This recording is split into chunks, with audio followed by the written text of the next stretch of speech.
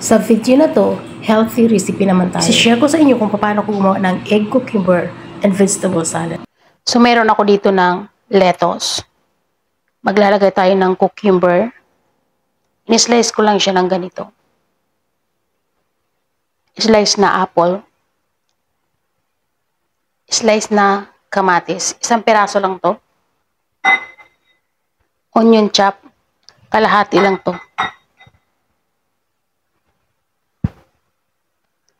Para sa sauce, 1/2 cup na mayonnaise, pinch na black pepper, pinch na salt, 1½ tablespoon na vinegar.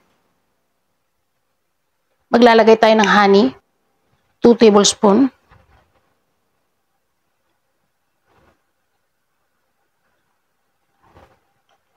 Hahaluin lang natin hanggang mag-well combined yung ating mga ingredients.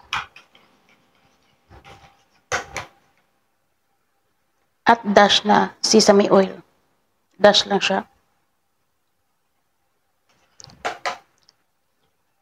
At ito na yung ating salad dressing. Maglalagay pa ako dito ng egg. Hard-boiled egg. At ilalagay na natin yung ating salad dressing. Hindi ko muna uubusin, baka sumobra. At imimix lang natin.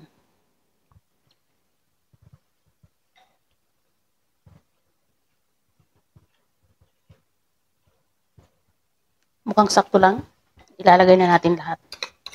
So mukhang sakto lang talaga yung ginawa nating dressing.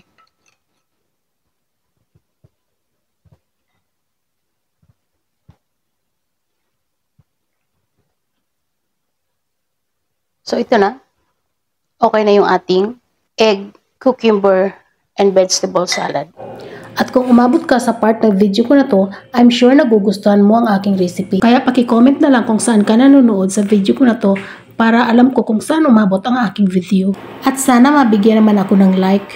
At huwag kakalimutang mag-subscribe at paki-ring the bell all para every time na nag-upload ako ay manonotified ka. At paki-follow na rin ako sa aking Facebook page, Hilda Kitchen Vlog.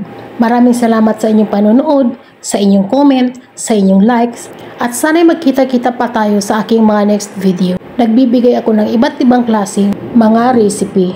Hanggang dito na lang tayo. Bye!